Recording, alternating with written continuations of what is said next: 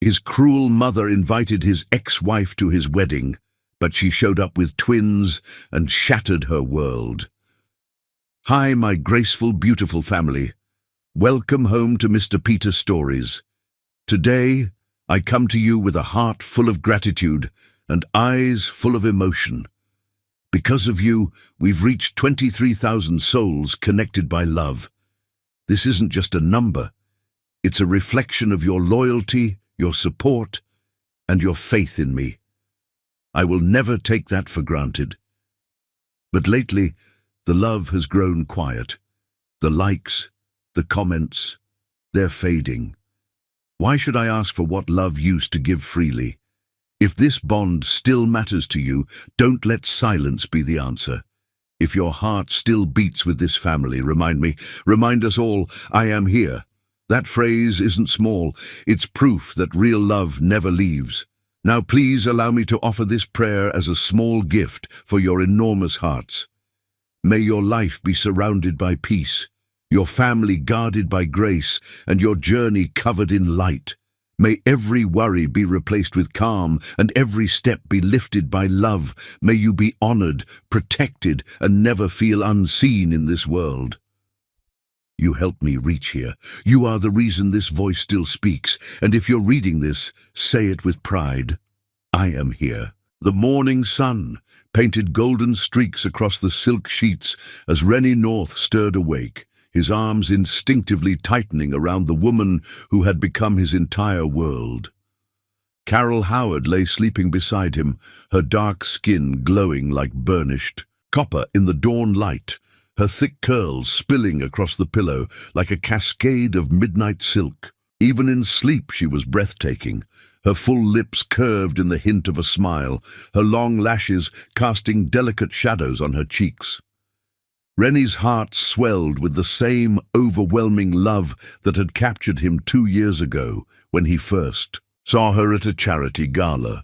She had been standing alone by the garden doors, wearing a simple emerald dress that made her honey-colored eyes sparkle like precious gems. One look at her radiant smile, one conversation about her dreams of opening a children's literacy center, and Rennie North, a man who had everything money could buy but had never known true love, fell completely and irrevocably under her spell. "Good morning, my beautiful wife," he whispered, pressing soft kisses along her shoulder blade. Carol stirred, turning in his arms with that sleepy smile that made his heart race every single morning. Good morning, handsome," she murmured, her voice still husky with sleep. Her fingers traced the strong line of his jaw, and Rennie caught her hand, pressing a passionate kiss to her palm. "I love you, Carol North," he said, using her married name with the same reverence others might reserve for prayer. "More than the stars love the night sky, more than the ocean loves the shore." Carol's eyes filled with tears of pure joy. Even after 2 years of marriage, Rennie's declarations of love still took her breath away. "And I love you, Rennie North, with every beat of my heart, every breath in my lungs." Their lips met in a kiss that was tender and passionate, a promise renewed with each dawn. Rennie marveled at how Carol fit perfectly in his arms, how her curves molded to his body as if they were 2 pieces of the same soul. When they finally broke apart, breathless and grinning like teenagers, Carol laughed, that musical sound that never failed to make Rennie's chest tight with emotion. "We should get up," she said half-heartedly, making no move to leave his arms. "Your mother is coming for breakfast, remember?" The mention of his mother caused a slight shadow to cross Rennie's face, though he quickly banished it with another kiss to Carol's forehead. "Let her wait," he murmured. "My wife is more important than breakfast." Carol giggled, the sound like wind chimes in a gentle breeze. "You spoil me terribly, Mr. North." "It's my greatest pleasure in life, Mrs. North," he replied, rolling her beneath him and peppering her face with feather-light kisses until she was laughing and breathless. An hour later, they finally made their way downstairs. Rennie's arm wrapped possessively around Carol's waist. She wore a flowing yellow sundress that made her skin glow, and Rennie couldn't resist stealing another kiss at the bottom of the stairs. "You're insatiable," Carol teased, but her eyes held nothing but love and desire. "Only for you, my darling, only ever for you." They found Charles Sophie North, already seated in the breakfast nook, her silver hair perfectly coiffed, her pale blue eyes taking in every detail of their obvious happiness, with a smile that didn't quite reach her eyes. At 62, Charles Sophie was still an elegant woman, though there was something cold about her beauty, like a perfectly preserved flower made of ice. "Good morning, Mother," Rennie said warmly, kissing her cheek. "You look lovely as always." "Thank you, darling," Charles Sophie replied, her voice sugar-sweet as her gaze fixed on Carol. "Carol, dear, you look glowing this morning." "Good morning, Mrs. North," Carol said politely, though Rennie noticed the slight tension in her shoulders. His mother had never been openly unkind, but there was something in her tone, her looks, that always made Carol feel like she was being measured and found wanting. "Please call me Mother," Charles Sophie said with that same false smile. "We are family after all." As Carol busied herself preparing breakfast, her way of showing love through nurturing, Rennie watched his two most important women with a contentment that filled his soul. He had everything a man could want: a successful life, a beautiful home, and most importantly, a wife who loved him with a passion that still amazed him daily. "Rennie was just telling me about your plans for the literacy center," Charles Sophie said, as Carol set down a plate of perfectly prepared eggs Benedict. "How ambitious of you. Carol's going to change so many children's lives," Rennie said proudly, reaching for his wife's hand. "She has the most beautiful heart, Mother. These kids will learn to love reading because of her." Carol's cheeks flushed with pleasure at her husband's praise, but Charles Sophie's smile grew even more strained. "Yes, well, charity work can be so time-consuming. I do hope it won't interfere with your duties as Rennie's wife." The subtle barb hit its mark and Carol's smile faltered slightly. Rennie, oblivious to the undercurrent, squeezed his wife's hand reassuringly. "Carol manages everything beautifully," he said. "I'm the luckiest man alive to have such an incredible wife." After breakfast, Rennie reluctantly left for a brief meeting, kissing Carol with such passion that she was still blushing when he pulled away. "I'll be back in 2 hours," he promised. "We'll spend the afternoon in the garden, just the two of us." "I'll be waiting," Carol whispered against his lips. The moment Rennie's car disappeared down the driveway, Charles Sophie's mask slipped slightly. She watched Carol collecting the breakfast dishes with calculating eyes, her fingers drumming against the table in a rhythm that spoke of barely contained malice. "You know, dear," she said in a tone that was honey over poison, "I've been thinking about your little literacy project." Carol looked up hopefully. "Oh? Yes, and I have to wonder, is it wise to spread yourself so thin? Rennie needs a wife who can focus entirely on him, on building the proper kind of life he deserves." The words were carefully chosen, designed to plant seeds of doubt. Carol felt a familiar twist in her stomach, the same feeling she got whenever she was alone with her mother-in-law. "I think Rennie supports my dreams," Carol said quietly. "Of course he does, dear. He's too kind-hearted for his own good sometimes." Charles Sophie's smile was sharp as a blade.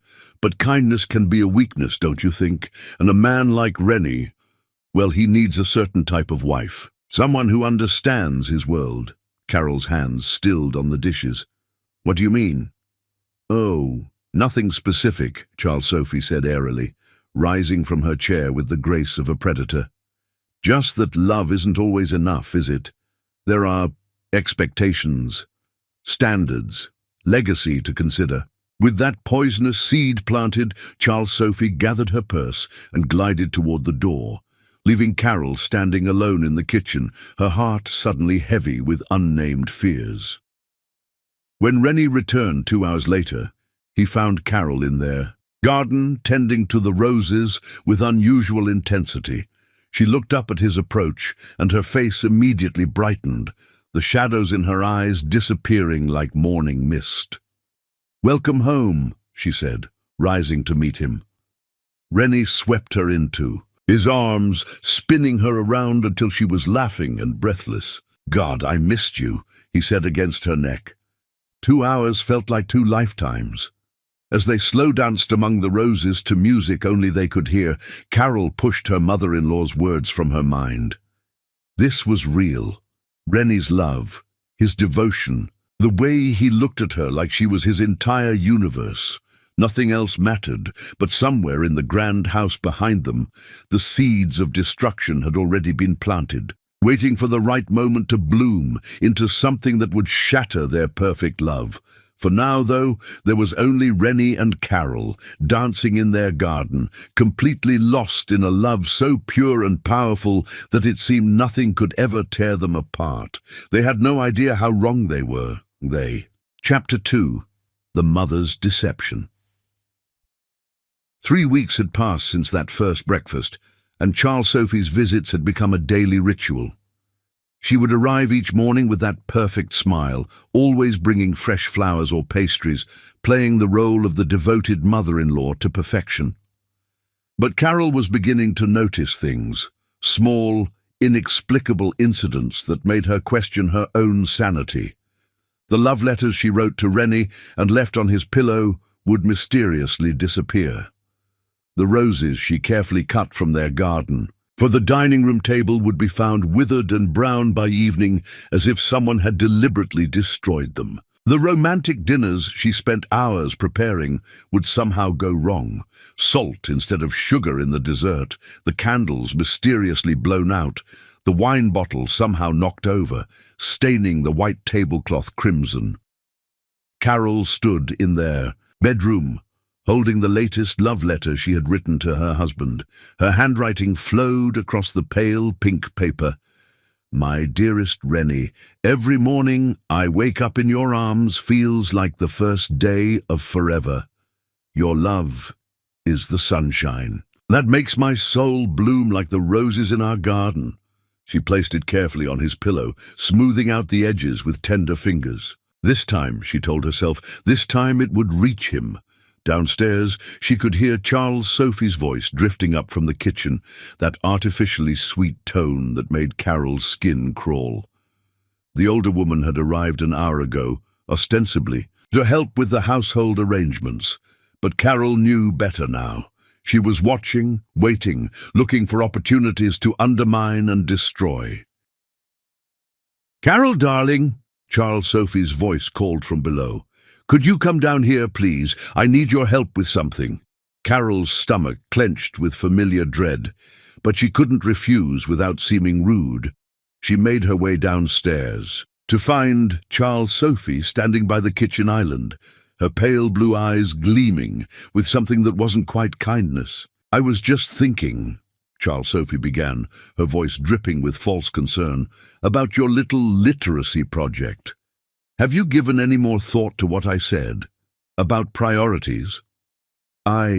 Yes, I've thought about it," Carol said carefully. She had spent countless sleepless nights wondering if Charles Sophie was right, if she was being selfish by pursuing her own dreams. "Good, because I care about you, dear. I care about both of you." Charles Sophie moved closer, her presence somehow making the spacious kitchen feel suffocating. "You know, Rennie's father and I had such a solid marriage because I understood my role. I never let outside distractions interfere with what was truly important, being the perfect wife to a successful man." Carol's hands twisted together nervously. "But Rennie supports my work."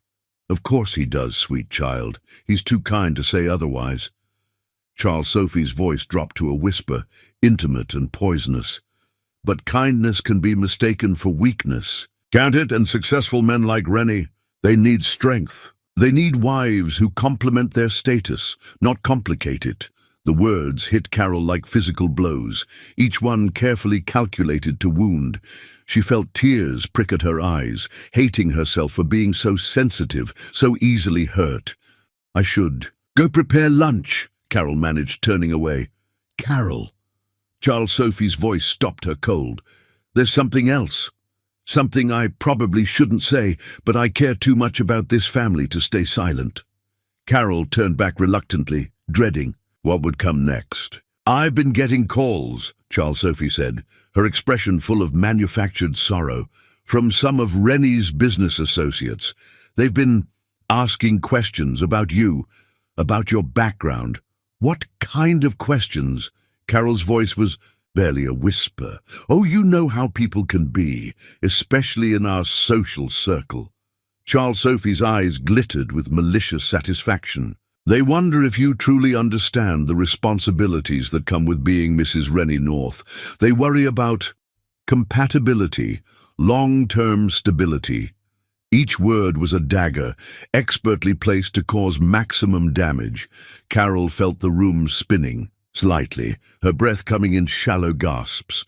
"I'm sure it's just idle gossip," Charles Sophie continued with false reassurance. "But perception is everything in our world, isn't it? And once people start talking..." The sound of Rennie's car in the driveway saved Carol from having to respond. She heard the front door open, followed by his familiar footsteps and the warm sound of his voice calling out, "Where are my two favorite ladies?" Instantly, Charles Sophie's entire demeanor transformed. The cold predator vanished, replaced by the picture-perfect mother with sparkling eyes and a genuine smile. "We're in the kitchen, darling," she called back sweetly. "Carol and I were just having the most wonderful chat about her projects." Rennie appeared in the doorway, his face lighting up at the sight of his wife. He crossed to Carol immediately, wrapping her in his arms and pressing a passionate kiss to her lips that made her toes curl despite her emotional turmoil. "Hello, beautiful," he murmured against her lips. "I missed you every second I was gone." "Missed you too," Carol whispered, clinging to him like an anchor in a storm. "And how's my favorite mother?" Rennie asked, releasing Carol to kiss Charles Sophie's cheek affectionately. "Perfect, now that my son is home," she replied, her voice full of maternal warmth. "Carol and I were just discussing how blessed you both are to have found each other." Carol stared at her mother-in-law in shock. The transformation was so complete, so convincing, that for a moment Carol wondered if she had imagined the cruel conversation just moments before. "We are blessed," Rennie agreed, pulling Carol back against his side. "I tell Carol every day that she's an angel sent just for me." "And you tell me I'm the luckiest woman alive," Carol added softly, finding strength in their familiar exchange. "Because you are," Rennie said firmly. "Both of you are the most important people in my world." That evening, after Charles Sophie had left with promises to return tomorrow, Carol sat in their bedroom, staring at Rennie's pillow. The love letter was gone. Again. "Darling?" Rennie's voice came from the bathroom where he was brushing his teeth. "Did you leave something for me? I thought I saw a piece of paper on my pillow earlier, but when I looked again, it was gone." Carol's heart leaped. He had seen it. That meant someone had taken it after he'd noticed it was there. Yes, I wrote you a letter," she said carefully. "You didn't find it?" Rennie emerged from the bathroom, his face full of confusion and disappointment. "No, sweetheart, I looked everywhere. Are you sure you left it there?" The doubt in his voice, however slight, felt like another wound. Carol forced a smile. "I must have forgotten. It wasn't important anyway."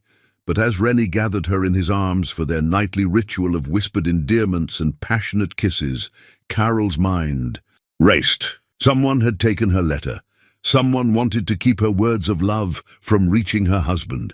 The next morning brought fresh horrors. The roses Carol had cut for the breakfast table lay scattered on the floor, their petals blackened as if burned. The romantic dinner she had spent hours preparing the night before had been ruined when somehow salt had been substituted for sugar in the chocolate mousse, making Rennie's face pucker with disappointment. "I'm so sorry," Carol had whispered, her cheeks burning with shame. "It's okay, my love," Rennie had assured her, though she could see the confusion in his eyes. Accidents happen. But they weren't accidents. Carol was beginning to understand that much. Someone was systematically destroying every romantic gesture she made, every expression of love she offered her husband. When Charles Sophie arrived that morning, her eyes went immediately to the scattered rose petals that Carol was cleaning up. "Oh, my," she said with false sympathy. "Another accident, dear?"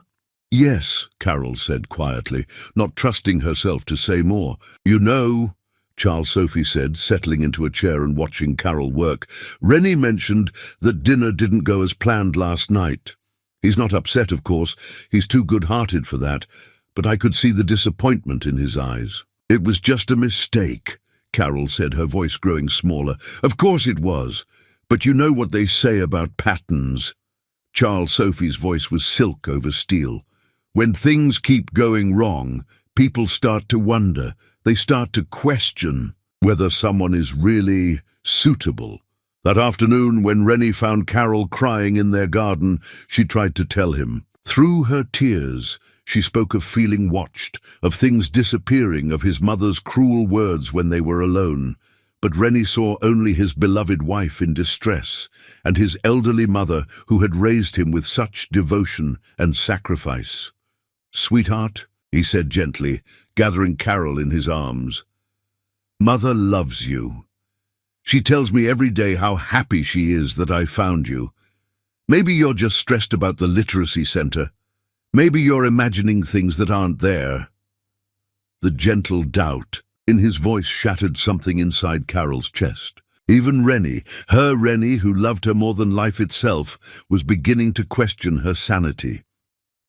As she sobbed against his chest, Carol didn't notice Charles Sophie watching from the kitchen window, her lips curved in a smile of pure malevolent satisfaction. The web was working. Soon, very soon, Carol Howard North would be nothing but a painful memory, and Charles Sophie would have her son back where he belonged, under her complete control. The destruction of their perfect love had begun, in earnest. Chapter 3. The Trap is Set. Carol stared at the small white stick in her trembling hands, her heart pounding so hard she could hear it echoing in her ears. 2 pink lines, clear, unmistakable, beautiful pink lines that confirmed what her soul had whispered to her for the past week. She was pregnant. "Oh my God," she breathed, sinking onto the marble edge of their bathroom counter. "Oh my God, Rennie, we're going to have a baby." Tears of pure joy streamed down her cheeks as she pressed the test to her chest, holding this precious moment close to her heart. After 2 years of marriage, after countless nights of whispered dreams about little feet running through their garden and tiny hands reaching for Daddy's face, it was finally happening. The appointment with Dr. Martinez that afternoon only amplified her euphoria. Not only was she pregnant, but the ultrasound revealed the most incredible surprise of all. "Congratulations, Mrs. North," Dr. Martinez said with a warm smile, pointing to the fuzzy black and white image on the screen. "You're carrying twins, 2 healthy baby boys." Carol's hand flew to her mouth, muffling a sob of overwhelming happiness. "Twins, really? 2 babies?" "2 beautiful babies," the doctor confirmed. "Based on the measurements, you're about 8 weeks along. Everything looks perfect. Twin boys, Rennie's sons, their sons." Carol floated through the rest of the day in a haze of blissful disbelief, her hands constantly drifting to her still flat stomach, where 2 tiny miracles were growing. She couldn't wait to see Rennie's face when she told him. He would be over the moon. He'd always talked about wanting children, about teaching them to play football in the backyard and reading them bedtime stories. Tonight would be perfect. She would create the most romantic evening of their lives, and then she would give him the most beautiful gift she could ever offer, the news that they were going to be parents. Carol spent the afternoon in a frenzy. of loving preparation. She drove to the florist and bought dozens of white roses, Rennie's favourites, and scattered the petals throughout their bedroom and down the hallway leading to their special place. She ordered dinner from the French restaurant, where they'd had their first date, complete with the champagne they'd shared that magical night. Well, sparkling grape juice for her now, but Rennie wouldn't know that until she told him why. In their walk-in closet, she selected the emerald silk dress she'd worn to their wedding reception, the one that made Rennie's eyes darken with desire and love. She wanted to look perfect for this moment, wanted everything to be exactly right when she changed their lives forever. The final touch was the music. Their wedding song, At Last, by Etta James, would be playing softly when he walked through the door. She could already imagine his expression, the way his eyes would light up with confusion and then understanding as she led him to their bedroom, where she'd placed the ultrasound picture in a silver frame on his pillow. By 6 o'clock, everything was perfect. Candles flickered throughout the house, casting everything in a warm, romantic glow. The rose petals created a pathway from the front door to their bedroom, and the table was set with their finest china and crystal. Carol herself was radiant in her emerald dress, her hair flowing in soft waves over her shoulders, her skin glowing with the secret joy of new life. She checked her phone. Rennie had texted that he would be home by 7, earlier than usual, because he wanted to surprise her with a romantic evening. If only he knew that she had her own surprise planned, one that would make his pale in comparison. At exactly 10 minutes to 7, Carol heard the unmistakable sound of heels clicking on the marble entryway. Her heart sank slightly. Charles Sophie. She had hoped to have this evening alone with Rennie, but his mother had a key and often dropped by unannounced. "Carol, darling!" Charles Sophie's voice rang out, sickeningly sweet as always. "Are you home?" Carol reluctantly left the bedroom, where she'd been making final adjustments to the romantic scene. "I'm here, Mrs. North, but I'm afraid tonight isn't a good time for—" She stopped mid-sentence as she reached the top of the stairs. Charles Sophie wasn't alone. A tall, distinguished man with silver hair and kind eyes stood beside her, looking somewhat uncomfortable in his expensive suit. "Carol, I'd like you to meet my old friend, Richard Pemberton," Charles Sophie said with that smile that never quite reached her eyes. "Richard, this is my daughter-in-law, Carol." "Pleased to meet you," Richard said politely, though his eyes held confusion. "I'm sorry to intrude. Charles Sophie insisted I come in, but I told her I could wait in the car." "Nonsense!" Charles Sophie interrupted, her grip tight on Richard's arm. "Carol doesn't mind, do you, dear? Richard is an old family friend, and he's going through such a difficult divorce. I thought a home-cooked meal and some friendly conversation might cheer him up." Carol's heart sank. This was supposed to be her special night, the night she told Rennie about their babies. But she couldn't turn away someone who was suffering, especially not in front of Charles Sophie, who would undoubtedly report any unkindness to Rennie. "Of course not," Carol said, though her voice lacked enthusiasm. "You're welcome to stay for dinner, Mr. Pemberton." "Actually," Charles Sophie said, her eyes gleaming with something that made Carol's skin crawl, "I was thinking Richard could wait in the guest room upstairs while I help you with dinner preparations. He's had such a long day and he could use some quiet time to rest." Something about the suggestion felt wrong, but Carol couldn't put her finger on why. I suppose that would be fine. The guest room is the second door on the right." Richard nodded gratefully and made his way upstairs, leaving Carol alone with Charles Sophie. The older woman's demeanor immediately shifted, her false warmth evaporating like morning mist. "How thoughtful of you to be so accommodating," Charles Sophie said, her voice dripping with false praise. "I do hope Rennie appreciates how welcoming you are to his mother's friends." "Of course he does," Carol said uncertainly. "But I should mention that tonight is rather special." "Oh yes, I can see you've gone to quite a bit of trouble," Charles Sophie interrupted, her eyes taking in the rose petals and candles with something like disgust. "How romantic! I hope you won't mind if Richard and I interrupt your little evening. After all, family obligations should come first, shouldn't they?" The barb hit its mark, and Carol felt her confidence wavering. "Yes, of course, family first. Good. Now why don't you go check on Richard? Make sure he's comfortable in the guest room.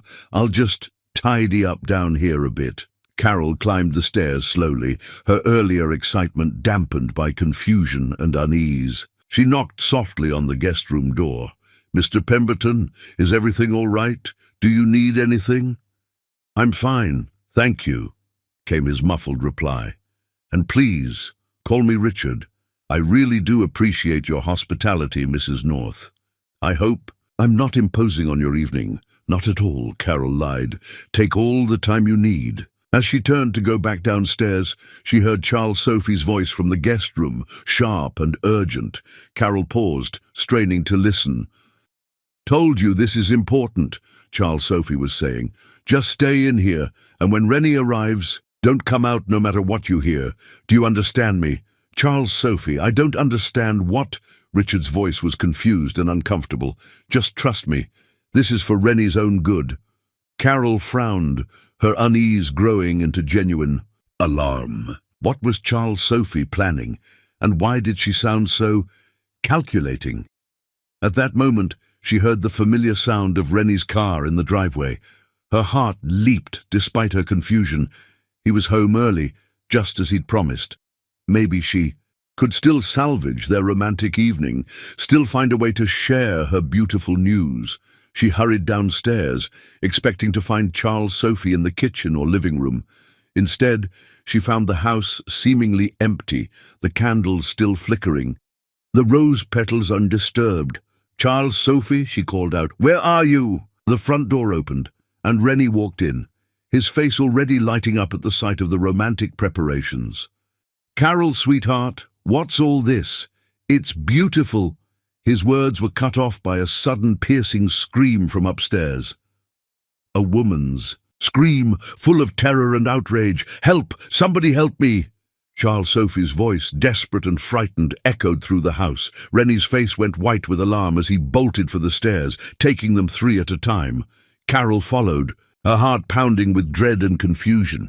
They reached the guest room, just as the door burst open. Charles Sophie stumbled out, her hair disheveled, her blouse torn at the shoulder, tears streaming down her face.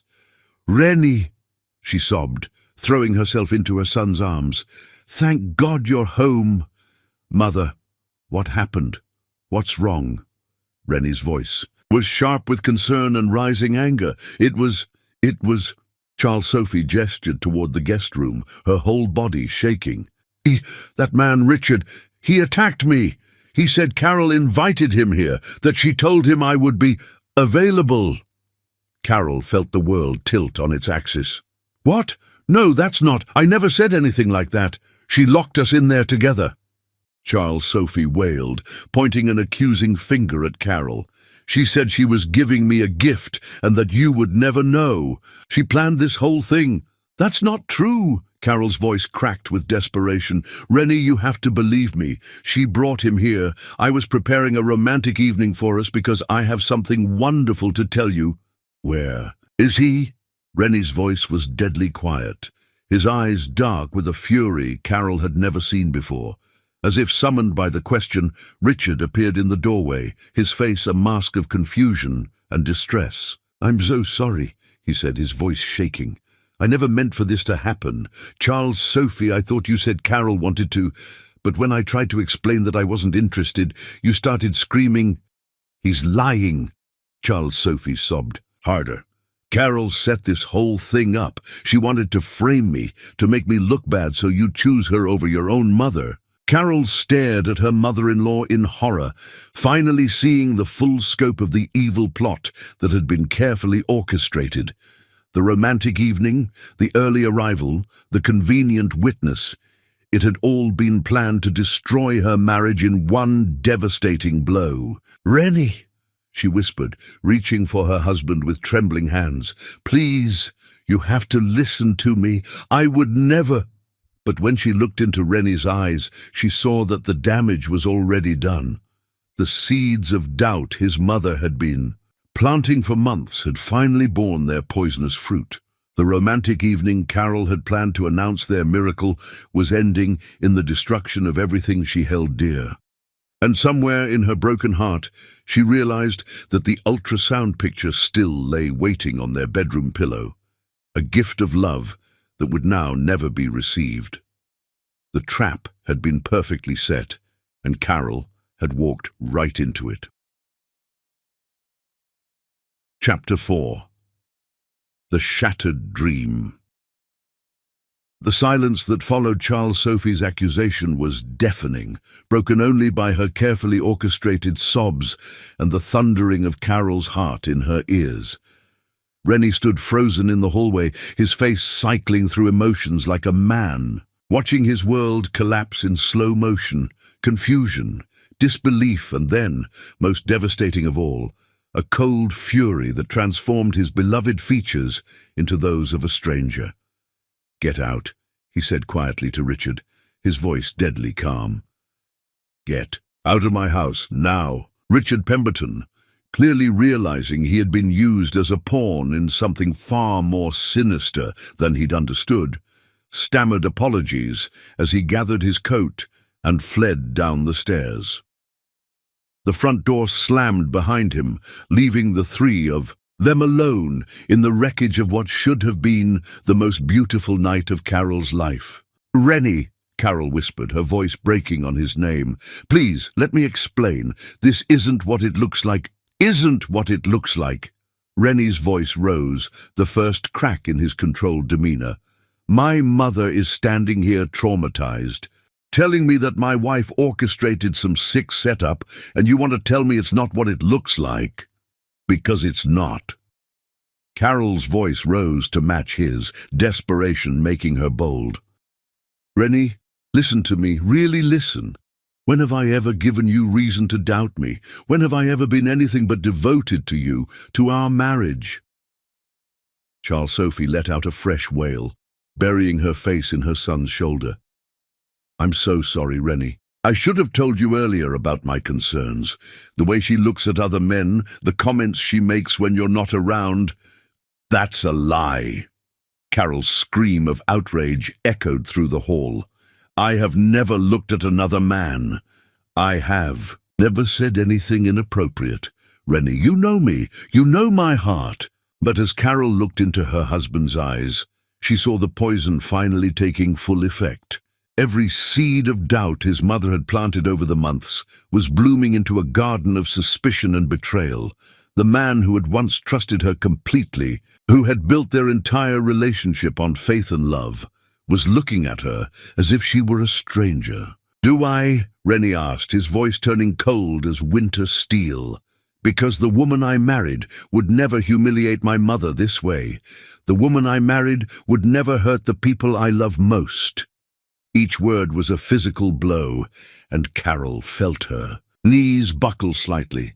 She reached out instinctively, one hand going to her stomach where their precious babies grew, the other stretching toward the husband who was slipping away from her like sand through her fingers. "Rennie, please," she begged, tears streaming down her face.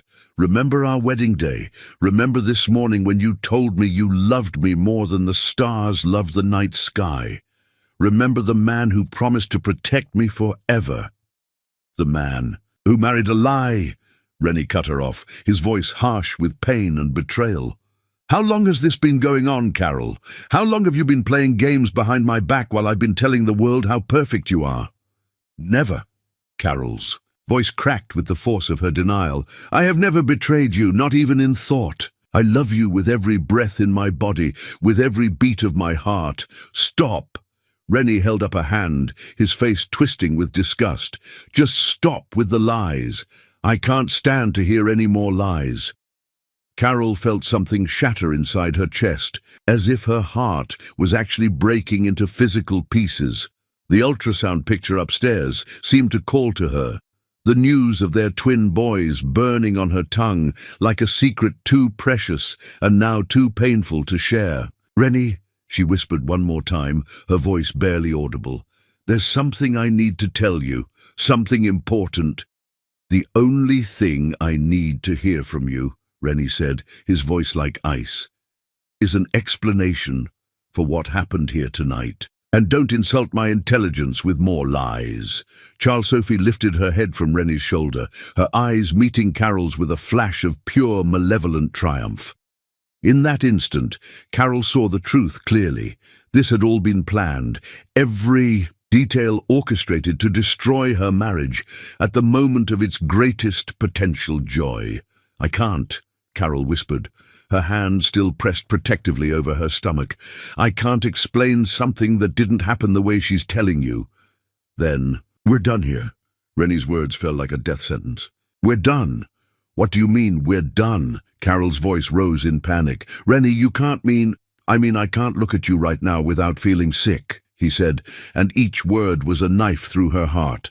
I can't stand to be in the same room with someone who would hurt my mother and then lie to my face about it." "I'm your wife," Carol screamed through her tears. "I'm the woman you love. How can you throw that away based on lies?" "You're the woman I thought I loved," Rennie corrected coldly. "But I don't know who you really are anymore." Carol stumbled backward as if he'd struck her, her hand clutching the banister for support. "So that's it? 2 years of marriage? 2 years of love and devotion and happiness, and you're throwing it all away?" "You threw it away the moment you decided to humiliate my family." The finality in his voice broke something fundamental inside Carol. She looked at this man she loved more than life itself, this man whose children were growing inside her body, and saw only a stranger driven by doubt and manipulation. "Fine," she whispered, her voice hollow with defeat. "If that's what you believe, if that's who you think I am, then you're right. We are done." She turned and walked toward their bedroom on shaking legs, her mind numb with shock and devastation. Behind her, she could hear Charles Sophie's continued sobs, and Rennie's voice gentle and comforting as he soothed his mother's manufactured trauma. In their bedroom, their sanctuary, their haven of love, Carol stared at the romantic scene she had so carefully prepared. The candles still flickered, casting dancing shadows on the walls. The rose petals still created a pathway of love and hope. And there, on Rennie's pillow, lay the ultrasound picture in its silver frame, the 2 tiny forms that would have been his. Greatest joy and pride. Carol picked up the frame with trembling fingers, pressing it to her chest as sobs racked her body. "I'm so sorry, my babies," she whispered to the life growing inside her. "I'm so sorry Daddy will never know how much he would have loved you." She couldn't tell him now. How could she? How could she share the news of their children with a man who looked at her with such disgust and betrayal? How could she bring babies into a marriage that was crumbling beneath her feet? The sound of car doors slamming outside drew her to the window. A black sedan sat in their driveway, and a man in a suit was walking toward their front door, carrying an envelope. Even through her emotional haze, Carol knew what that envelope contained. She heard the doorbell ring, heard Rennie's heavy footsteps. On the stairs, heard the murmur of voices at the front door. When the footsteps returned, they paused outside their bedroom door. "Carol." Rennie's voice was flat, emotionless. "Open the door." With wooden movements, Carol opened the door to find her husband holding a manila envelope. His face was stone, his eyes cold and distant. "Divorce papers," he said simply, holding out the envelope. "I called my lawyer before I came home tonight. I wanted to surprise you with a romantic evening, but I guess we both had surprises planned." Carol stared at the envelope as if it were a venomous snake. "You had these prepared before you even came home, before you even heard what happened?" For just a moment, something flickered in Rennie's eyes. Confusion, perhaps even doubt. But then his jaw hardened again. "I've been having doubts for weeks. The way things have been going wrong, the way Mother's been so upset. I think we both know this marriage was a mistake." Carol took the envelope with numb fingers, her heart dying a little more with each word. "A mistake," she repeated hollowly. "Our love was a mistake." "It wasn't love," Rennie said, and his voice broke slightly on the words. "It was infatuation. It was me being blinded by a beautiful face and forgetting about the things that really matter." Carol closed her eyes, feeling the last of her hope drain away. When she opened them again, her face was calm, almost serene with acceptance. "I'll be gone by morning," she said quietly. "Carol, no." She held up a hand, stopping whatever he might have said. "You've made your choice. You've chosen to believe lies over love, suspicion over trust. There's nothing left to say." She closed the door gently in his face and leaned against it, listening to his footsteps retreat down the hall. Outside, thunder rumbled ominously, and the first drops of rain began to patter against the windows. Carol packed with mechanical precision, folding her clothes and placing them in suitcases, while tears streamed silently down her face. She left behind the designer dresses, the expensive jewelry, all the trappings of her life as Mrs. Rennie North. She took only the essentials, and most importantly, the ultrasound picture that would be the only proof her children would ever have, that they were wanted and loved, even if only by their mother. As she prepared to leave the only home she had ever truly known, Carol placed a single letter on the dresser. Not a love letter this time, but a goodbye. In it, she told Rennie that she was pregnant, that he had twin sons he would never know, and that someday, when those boys asked about their father, she would tell them that he was a good man who lost his way. But as she sealed the envelope and left it propped against his mirror, Carol had no way of knowing that Charles Sophie would find it first, destroying it before Rennie ever knew it existed. At 2 a.m., as storm clouds gathered overhead and rain lashed against the windows, Carol Howard North walked out of her fairy tale life and into an uncertain future, carrying the secret of her husband's children and the shattered remains of a love that had once seemed strong enough to conquer anything.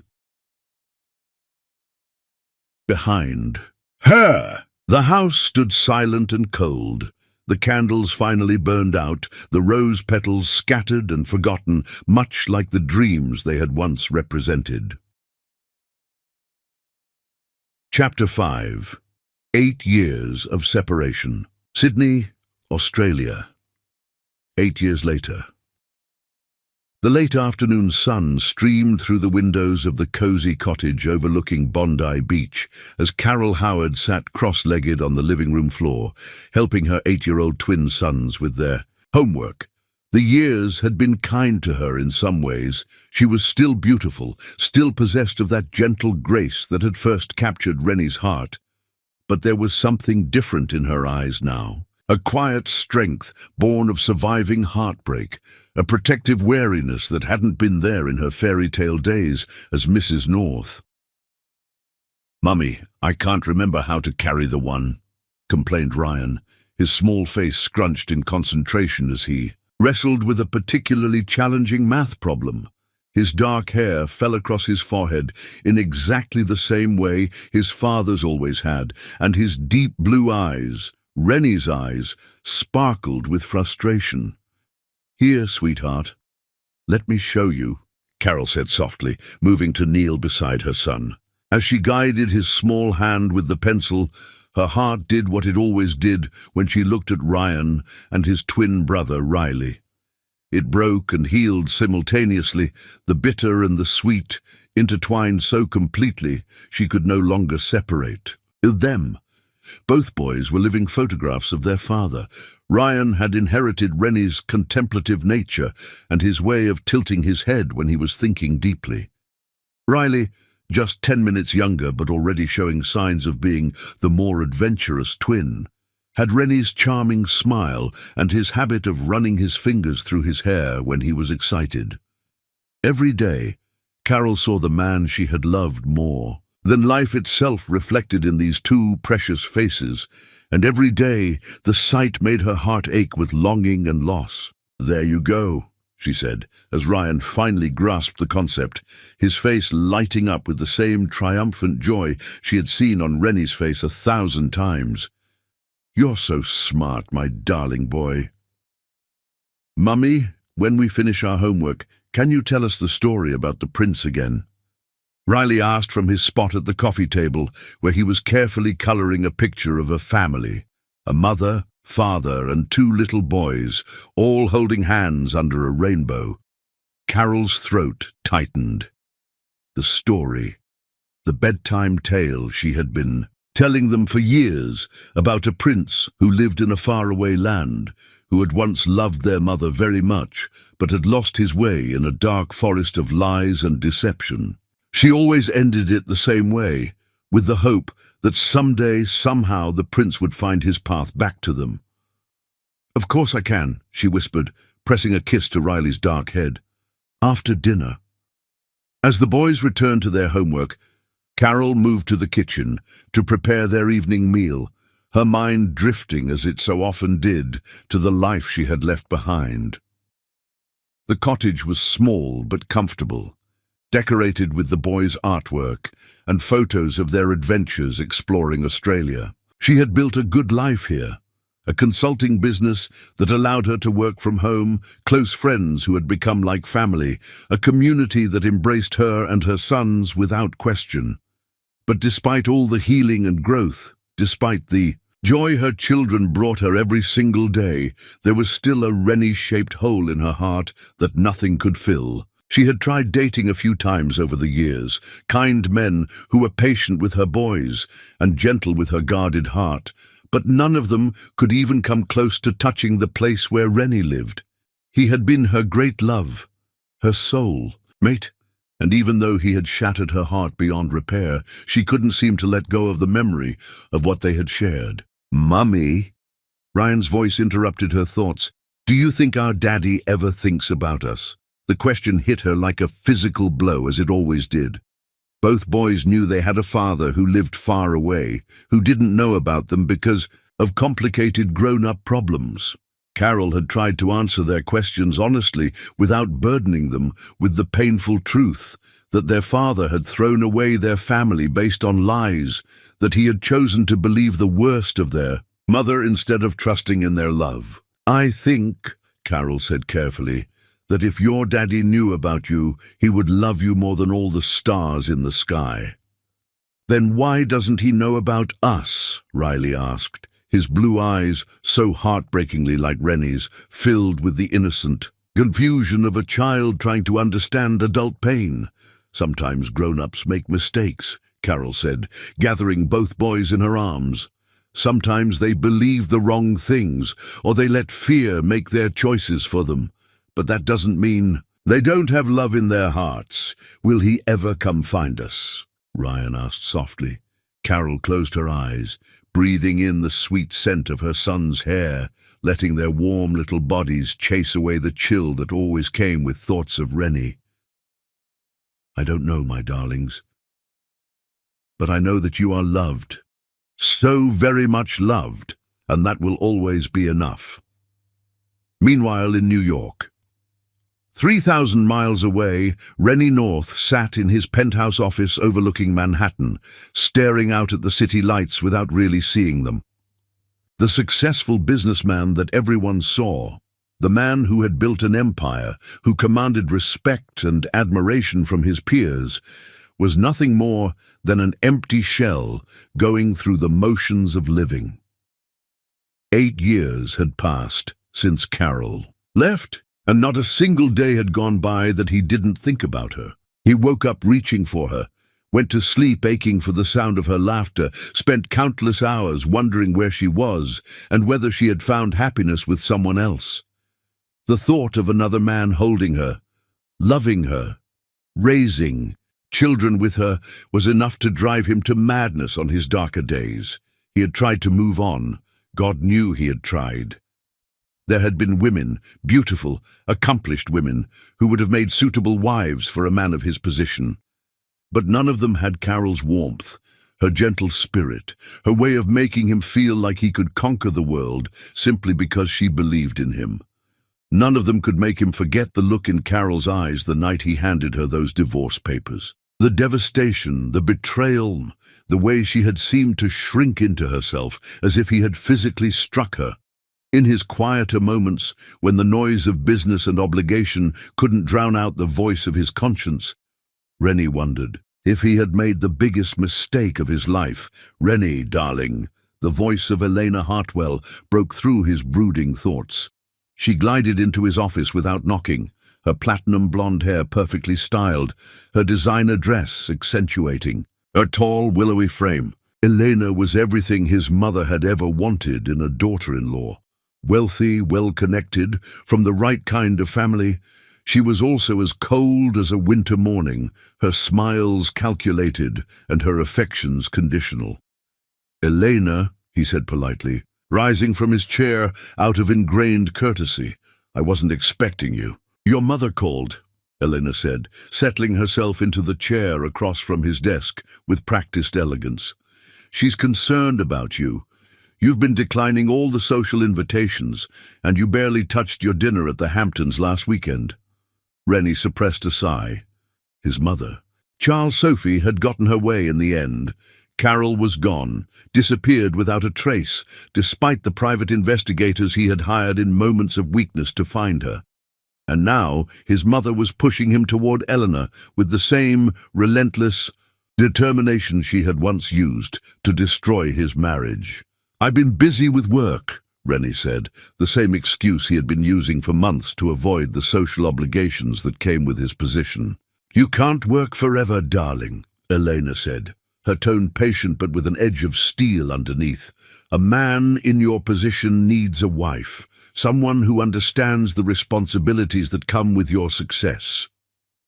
The words echoed something his mother had said years ago, something about Carol not understanding those responsibilities. Rennie felt the familiar twist of pain in his chest as he remembered Carol's dreams of the literacy center, her gentle ambitions to help children, her complete disinterest in the social climbing that seemed to consume everyone else in his world. "Perhaps," he said non-committally. Elena smiled, the expression never quite reaching her grey eyes. "I'm glad you're finally being sensible about this. Your mother and I have been discussing arrangements, and we think a spring wedding would be perfect. Small, but elegant, just family and close friends." "Elena, I know it seems sudden," she continued as if he hadn't spoken, "but we've known each other for 3 years now. We're compatible, we move in the same circles, and frankly, neither of us is getting any younger. It's time to be practical about these things." Practical. Rennie almost laughed at the irony. There had been nothing practical about his love for Carol, nothing sensible or calculated. It had been pure feeling, pure passion, pure joy. Being with Carol had made him feel alive in a way he hadn't experienced before or since.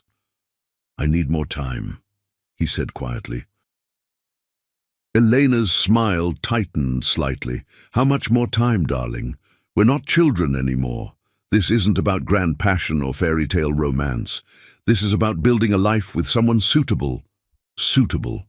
Not beloved, not cherished, not adored, just suitable." "I'll think about it," Rennie said, which they both knew was not a yes. After Elena left with promises to call him tomorrow, Rennie returned to his window and the glittering city beyond. Somewhere out there, in a world he couldn't reach, Carol was living her life without him. Did she ever think of him? Did she ever wonder what might have been if he had trusted in their love instead of his mother's poisonous whispers? The questions haunted him as they did every night, following him home to his empty penthouse, where Carol's laughter no longer echoed through the rooms, where no one waited to greet him with passionate kisses and stories about her day. He was surrounded by luxury and success, courted by one of New York's most eligible women, heir to his mother's approval and society's admiration, and he had never been more miserable in his life. In his bedroom, Rennie opened the drawer of his nightstand and pulled out the one thing he had kept from his marriage, a photograph of Carol, laughing in their garden, her face turned up to the sun, joy radiating from every line of her body. He had taken it one lazy Sunday morning when she was picking roses for their breakfast table, and it captured everything he had loved about her, her warmth, her light, her incredible capacity for happiness. "I'm sorry," he whispered to the photograph as he did every night. "I'm so sorry, my beautiful Carol, but apologies couldn't cross oceans or heal the wounds that 8 years had carved in both their hearts." And as Rennie finally fell into another restless sleep 3,000 miles away, Carol was tucking 2 little boys into bed and whispering the same bedtime prayer she had said every night for 8 years, that someday, somehow, love would find a way to bring their family home. Chapter 6. The Wedding Invitation. The morning arrived with the kind of brilliant sunshine that made Sydney's harbour sparkle like scattered diamonds. Carol was in her small kitchen, preparing breakfast for the twins while they got ready for school, when she heard the soft thud of mail being delivered through the slot in her front door. "Mummy, I can't find my math book," Riley called from upstairs, his voice carrying the slight panic of an 8-year-old who feared being late for school. "Check under your bed, sweetheart," Carol called back, wiping her hands on a dish towel as she walked toward the front door. "And Brian, don't forget to brush your teeth." "Already did," came the cheerful response from the bathroom. Carol smiled despite the familiar morning chaos. These small, precious moments of domestic life had become her anchor over the past 80 years. The gentle rhythm of raising her boys, the sweet chaos of their childhood, the way they filled every corner of her heart with light, even on the darkest days. She bent to gather the small stack of mail from the floor, expecting the usual bills and advertisements. But there, nestled between an electric bill and a flyer for the local grocery store, was an envelope that made her blood run cold. Thick, cream-colored paper, elegant calligraphy, her full name, Carol Howard North, written in flowing script. Across the front, the return address made her hands tremble. Mrs. Charles Sophie North, New York. For a moment, Carol simply stared at the envelope as if it were a venomous snake coiled on her doorstep. In 8 years, she had received no contact from her former life. No calls, no letters, no attempts at communication from the man who had once promised to love her forever. She had begun to believe that chapter of her life was truly closed, that the wounds had healed enough to let her move forward. But here was proof that the past was never really past, that some wounds never stopped bleeding completely. With shaking fingers, Carol tore open the envelope and pulled out the contents. A wedding invitation embossed in gold fell into her palm like a stone. "Mrs. Charles Sophie North requests the honor of your presence at the marriage of her son, Rennie Alexander North, to Miss Elena Catherine Hartwell. Saturday, the 15th of June, at 4 o'clock in the afternoon. 6th, Patrick's Cathedral. New York City. Carol's knees buckled and she had to grab the doorframe to keep from falling. The invitation fluttered from her nerveless fingers to the floor, where it lay like an accusation against the warm morning sunlight. Rennie was getting married to someone else, to a woman whose name Carol didn't recognize, whose face she couldn't imagine, whose existence felt like a dagger through the heart she thought had finally healed. "Mummy?" Ryan's voice came from the top of the stairs, filled with concern. "Are you okay? You look funny." Carol forced herself to straighten, to plaster a smile on her face, even as her world tilted on its axis. "I'm fine, sweetheart. Just thinking about something." But as the boys thundered down the stairs with their backpacks and lunch boxes, their faces bright with the anticipation of another day, Carol's mind was reeling. Why would Charles Sophie send her this? What possible reason could she have for wanting Carol to know about Rennie's wedding, the answer came with a second piece of paper that had been tucked behind the invitation, a brief note written in Charles Sophie's precise handwriting. My dear Carol, I thought you should know that Rennie has finally found real happiness with a woman who truly understands his world. Elena is everything a man like my son deserves, refined, educated, and from the proper background. They make such a beautiful couple. I do hope you'll consider attending. I know how much it would mean to see the life Rennie has built since putting the past behind him. With fondest regards, Charles Sophie North. The cruelty of it stole Carol's breath away. This wasn't an invitation, it was a final, devastating blow designed to destroy any remaining piece of her heart that still belonged to Rennie North. Charles Sophie wanted her to witness his happiness with another woman, wanted her to see him choosing someone else the way he had chosen to believe lies over love 8 years ago. "Mummy, what's that?" Riley asked, noticing the papers scattered on the floor. Carol quickly bent to gather them, but not before Ryan had glimpsed the elegant script. His reading had improved dramatically this year, and his face went pale as he made out the fateful words. Is that about our daddy?" Ryan whispered, his blue eyes, so achingly like Rennie's, wide with shock and dawning pain. Carol's heart shattered all over again. She had never hidden the boys' parentage from them, had always answered their questions honestly while protecting them from the painful details of why their father wasn't in their lives. But this was beyond anything she had prepared for. "Yes," she said softly, unable to lie to them. "It is." Riley's face crumpled and tears began to spill down his cheeks. "Daddy's getting married? To someone who isn't you? But we thought," Ryan's voice broke on the words, "we thought maybe someday he would come find us and we could be a real family." Carol gathered both boys in her arms, their tears soaking through her shirt as they clung to her with desperate hands. Her own tears fell freely now, mingling with theirs, as they mourned the death of a dream none of them had been brave enough to speak aloud. "I'm sorry," Carol whispered into their hair. "I'm so sorry, my darling boys." "Doesn't he want us?" Riley sobbed. "Doesn't he care that we exist?" The innocent question was like a knife through Carol's chest. How could she explain that their father didn't know they existed? How could she tell them that she had tried to share the news of their existence on the very night their world fell apart, but that his faith in her had already been poisoned beyond repair? "Your father doesn't know about you," Carol said gently, the truth finally spilling out. "When I left, I was going to tell him I was pregnant, but things happened, and I never got the chance." Both boys pulled back to stare at her with wide, tearful eyes. "He doesn't know we're real," Ryan whispered. "No, sweetheart, he doesn't."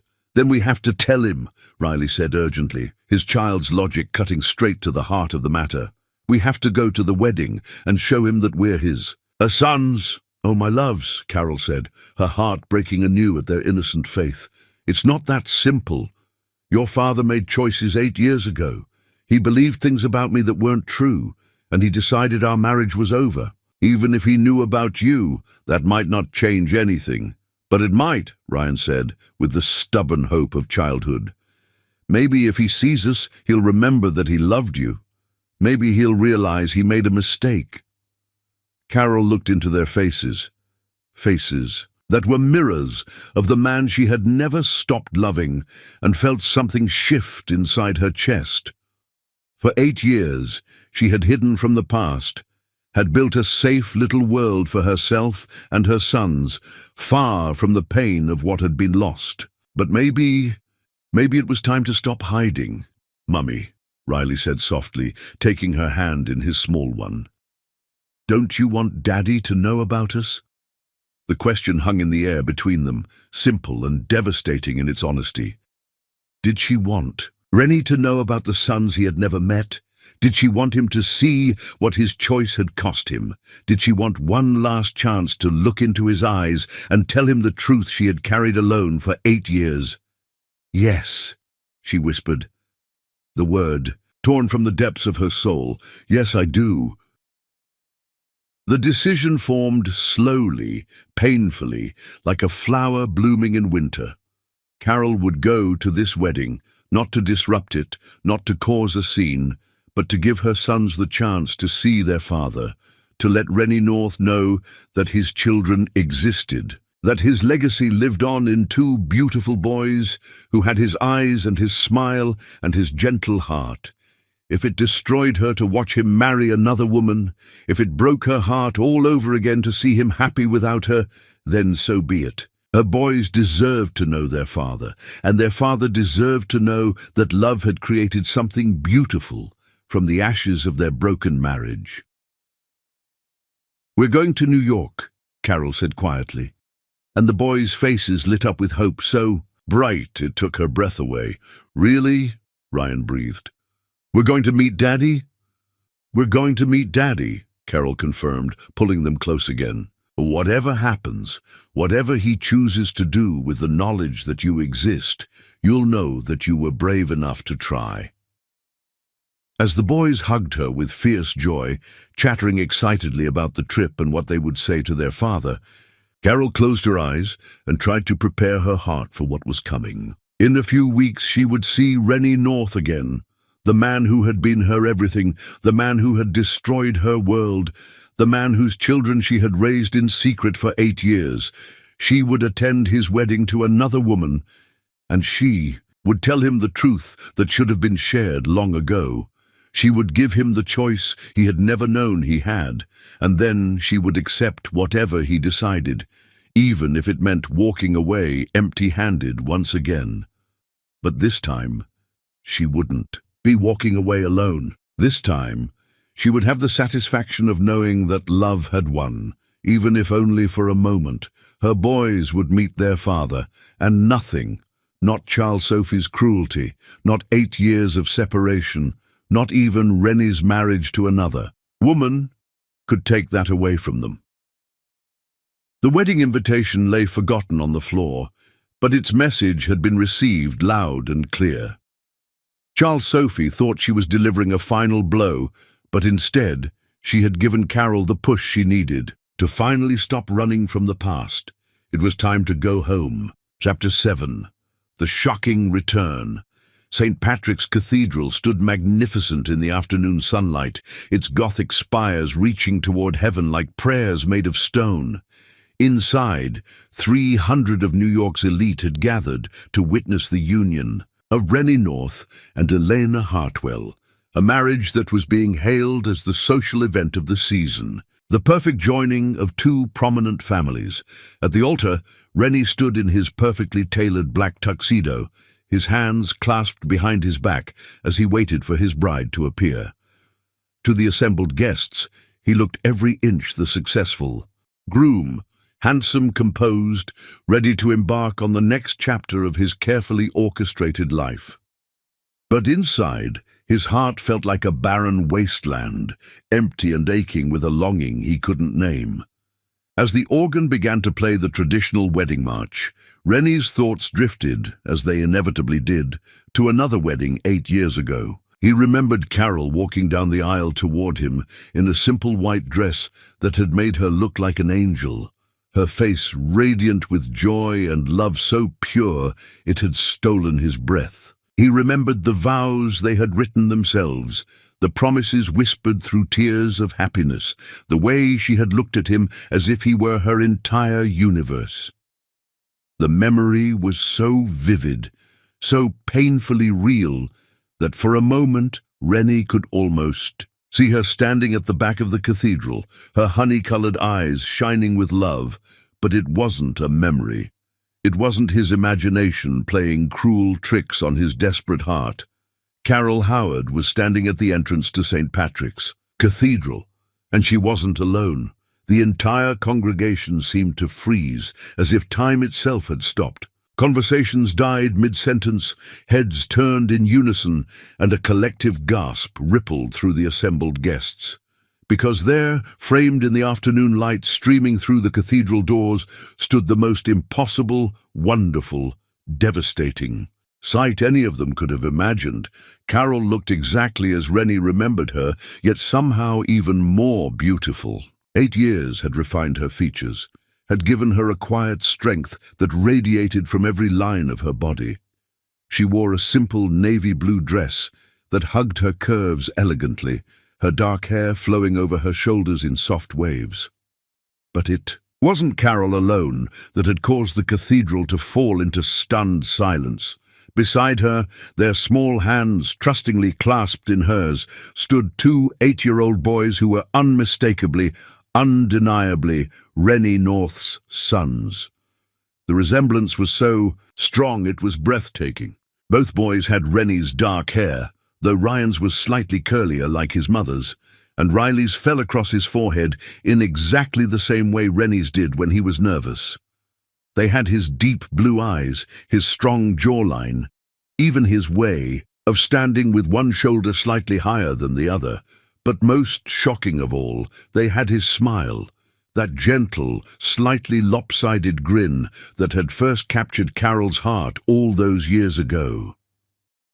At the altar, Rennie felt his knees buckle. His vision blurred, and for a terrifying moment he thought he might actually faint in front of 300 witnesses. The priest was saying something.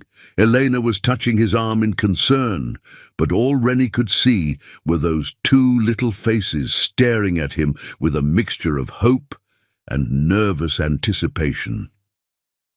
"Oh my God," he whispered, the words torn from his throat like a prayer. Oh my God, the boys, his sons because there was no denying what they were, looked around the cathedral with wide eyes, taking in the soaring arches, the stained glass windows, the sea of shocked faces turned toward them. But their gaze kept returning to the man at the altar, their father, whose face had gone white with shock and recognition. "Is that him?" Riley whispered to his mother, loud enough that the first few pews could hear. "Is that our daddy?" Carol's voice, when she answered, carried clearly through the shocked silence of the cathedral. "Yes, sweetheart, that's your father." The simple words hit Rennie like a physical blow. Father. He was a father, had been a father for 8 years without knowing it. These beautiful boys, these perfect children who carried his features and Carol's grace, were his sons. Elena, still standing beside him in her elaborate white gown, followed his gaze to the back of the cathedral and immediately understood what was happening. Her face cycled through confusion, realization, and then cold fury as she realized her perfect wedding was being destroyed by the sudden appearance of her groom's secret family. "Rennie," she hissed under her breath, her voice sharp with barely contained rage. "What is the meaning of this?" But Rennie couldn't answer. He couldn't think, couldn't breathe, couldn't process anything beyond the devastating truth standing at the back of the cathedral. Carol had been pregnant when she left. She had been carrying his children, twins, and he had thrown her out of his life without ever knowing. In the pews, Charles Sophie sat frozen in horror, her face a mask of shock and growing panic. This wasn't supposed to happen. Carol was supposed to see the wedding and be devastated by it, not show up with those children who looked so much like Rennie that even a blind person could see the truth. The cathedral remained suspended in shocked silence as Carol began to walk down the aisle, her sons beside her. It was the most surreal procession anyone had ever witnessed, not a bride walking toward her groom, but an ex-wife walking toward the man who had destroyed her life, bringing with her the children he had never known existed. With each step, Rennie could see more details that confirmed what his heart already knew. Ryan had his mother's gentleness, but his own determined chin. Riley had Carol's graceful way of moving, but Rennie's habit of running his hand through his hair when he was nervous. They were perfect, beautiful children who should have been in his life from the very beginning. Stop, Elena commanded suddenly, her voice cutting through the cathedral like a whip. Stop this immediately. This is my wedding, and I will not have it ruined by my children. Rennie's voice was barely a whisper, but it carried throughout the cathedral with devastating clarity. By my sons? The admission hung in the air like a confession, and the remaining pretense that this was anything other than a complete catastrophe crumbled completely. Guests began to whisper frantically among themselves. Cameras flashed as society photographers captured what would surely become the scandal of the decade, and Elena's carefully planned wedding dissolved into chaos. Carol had reached the front of the cathedral now, close enough that Rennie could see the pain and strength warring in her honey-colored eyes. Close enough that he could see how his sons fidgeted nervously, but stood proud beside their mother, their small hands still clasped in hers like anchors. "Hello, Rennie," Carol said softly, her voice carrying the weight of 8 years of separation. And sorrow. Carol. Her name was a broken prayer on his lips. When 8 years ago, she said simply. I was pregnant when I left. I was going to tell you that night, but she gestured helplessly, encompassing all the pain and betrayal and heartbreak that had driven her from his life. Rennie's gaze dropped to the boys, and he felt his heart shatter completely as he took in every detail of their faces. They were staring at him with undisguised curiosity and hope, these sons he had never held, never rocked to sleep, never taught to ride a bike or helped with homework. "What are your names?" he asked, his voice breaking on the words. "I'm Ryan," the slightly taller twin said bravely, his voice small but clear in the vast cathedral. "And this is my brother Riley. We're 8 years old." 8 years old, Rennie repeated wonderfully, the words tasting like ashes in his mouth. 8 years of bedtime stories he had never read. 8 years of birthdays he had never celebrated.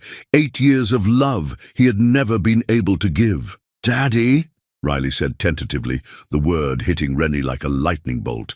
"Mommy told us you didn't know about us. Are you happy to meet us?"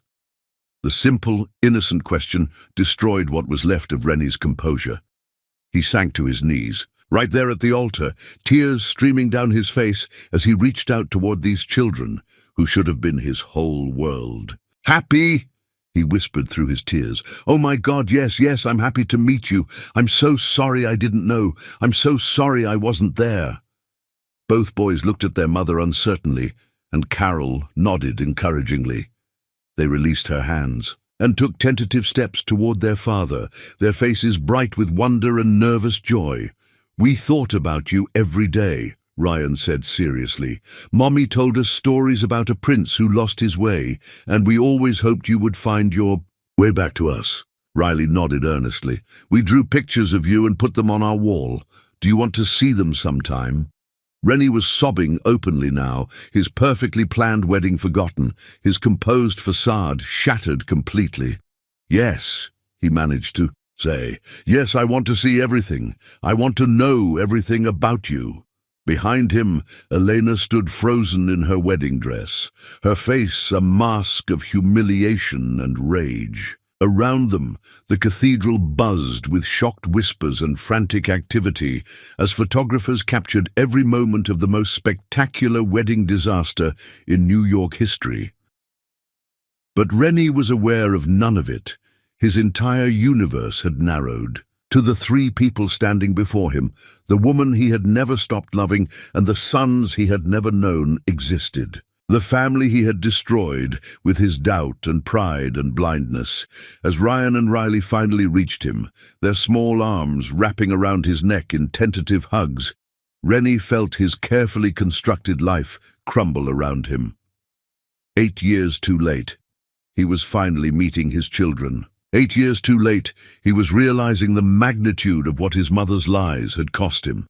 The fairy tale he had thrown away was standing right in front of him, and for the first time in 8 years, Rennie North's broken heart began to beat. with something that felt almost like hope. Chapter 8. The truth unravels. The cathedral had descended into complete chaos. Photographers pushed forward to capture every moment of the most scandalous wedding disaster in New York society's recent memory, while guests whispered frantically among themselves, their voices creating a symphony of speculation that echoed off the soaring stone walls. But at the altar, time seemed suspended as Rennie knelt on the cold marble floor, his arms wrapped around two sons he was meeting for the first time. Riley pulled back slightly from their embrace, his small hands framing Rennie's face with the innocent directness that only children possess. His blue eyes, so startlingly similar to his father's, searched Rennie's face with wonder and heartbreaking hope. "Are you really our daddy?"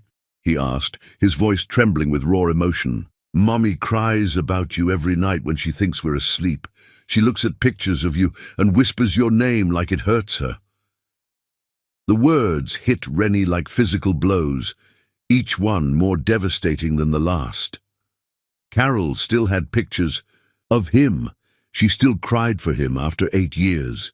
While he had been torturing himself with memories of their lost love, she had been raising their children alone, mourning the family that should have been. "Yes," Rennie whispered, his voice broken with tears. "Yes, I'm your daddy, and I'm so sorry, so incredibly sorry that I wasn't there for you." Ryan, the more serious of the twins, studied his father's face with an intensity that reminded everyone, watching of Rennie's own thoughtful nature. "Mommy said you made a mistake, that you believed lies about her instead of remembering how much you loved each other." The simple, devastating truth from the mouth of a child silenced the remaining whispers. In the cathedral, every eye turned to Charles Sophie, who sat rigidly in the front pew, her face a mask of barely controlled panic as her carefully constructed world began to crumble around her. "That's right," Rennie said, his gaze finding his mother's face with dawning horror and rage. "I believed lies, terrible, poisonous lies that cost me everything I ever loved." Elena, who had been standing frozen beside the altar in her elaborate wedding gown, finally found her voice. Her face was white with humiliation and fury, her carefully applied makeup streaking with tears of rage. "This is insane," she said, her voice sharp and cutting. "Rennie, you can't possibly believe that this woman can just waltz in here and claim, 'They're my sons,'" Rennie said firmly, rising to his feet but keeping his hands on the boy's shoulders. "Look at them, Elena. Anyone with eyes can see they're my sons." The truth was undeniable. Ryan and Riley North stood like living proof of their parentage, their features such perfect blends of their parents that even the most skeptical observer couldn't question their identity. Elena's gaze swept over the twins with undisguised dismay, then fixed on Carol with venomous hatred. "You!" she spat. "You planned this. You deliberately chose my wedding day to create this spectacle." "I didn't plan this," Carol said quietly, her voice carrying clearly through the cathedral despite its gentleness. "I came because your future mother-in-law invited me. She wanted me to see Rennie's happiness with someone else." All eyes turned to Charles Sophie, who looked as if she might be physically sick. The elegant woman, who had always prided herself on controlling every situation, had lost control completely, and she knew it. "You invited her." Elena turned on the older woman with fury. "You invited his ex-wife to our wedding?" I thought," Charles Sophie stammered, her usual poise deserting her completely. "I never expected. There were no children 8 years ago. There was no indication, because I never got the chance to tell him," Carol said, her voice gaining strength as the truth finally poured out. "The night I was going to share the news about my pregnancy, the night I had prepared a romantic dinner and bought baby clothes and taken a picture of the ultrasound to show him, that was the night you orchestrated your final lie. The night you set up that scene with Richard Pemberton. Rennie's face went ashen as the memory crashed over him with devastating clarity. The romantic preparations he had dismissed as Carol's attempt to manipulate him. The rose petals and candles he had seen as props in her supposed deception. She had been planning to tell him about their children, and he had destroyed their marriage instead. "Oh, God," he whispered. "Carol, oh, God, what did I do?" "You chose to believe the worst of me instead of trusting in our love," Carol said, tears streaming down her face now. "You handed me divorce papers on the night I was going to tell you that you were going to be a father." The cathedral was completely silent now, except for the sound of Carol's quiet sobs and Rennie's harsh breathing as the full magnitude of his mistake crashed over him. Riley tugged on his father's sleeve, his young face crumpled with confusion and pain. "Daddy, why didn't you want us?" The innocent question shattered what remained of Rennie's composure. He dropped to his knees again, gathering both boys in his arms as he sobbed openly. "I did want you," he said fiercely. "I wanted you so much. I just didn't know you existed. If I had known nothing in this world could have kept me away from you, why didn't Mommy tell you?" Ryan asked, his own tears starting to fall.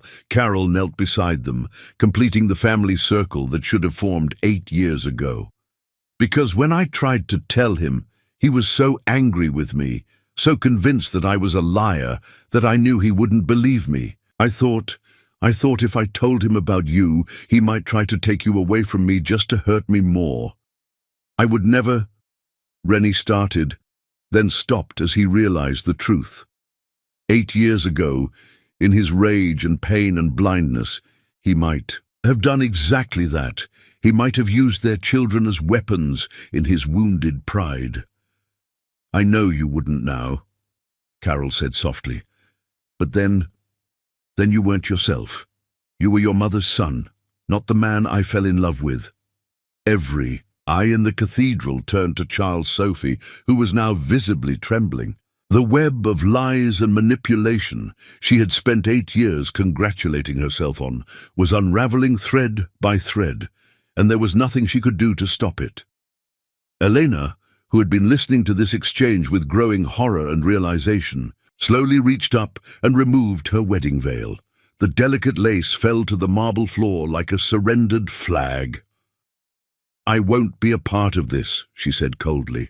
"I won't marry a man who's clearly still in love with another woman, a man who has children he's never mentioned to me.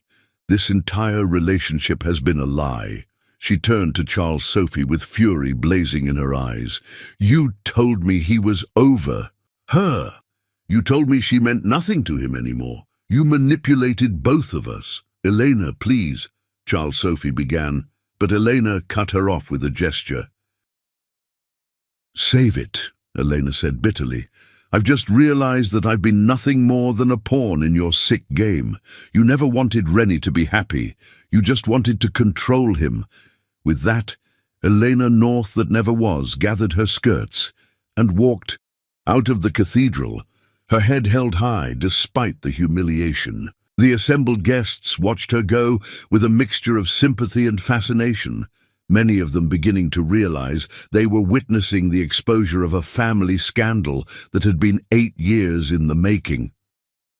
Rennie didn't even notice her departure. His entire focus was on the woman and children before him, on the family he had lost and found again in the space of a single afternoon. "Tell me," he whispered to Carol. "Tell me everything. Tell me about their first words, their first steps. Tell me about every birthday I missed, every Christmas, every moment of their lives." Carol's voice broke as she began to speak, the words pouring out like water from a dam. "Ryan said Dada first, even though you weren't there. He was 7 months old, and he kept saying it over and over like he knew someone was missing. Riley walked at 10 months. He was always the more adventurous one.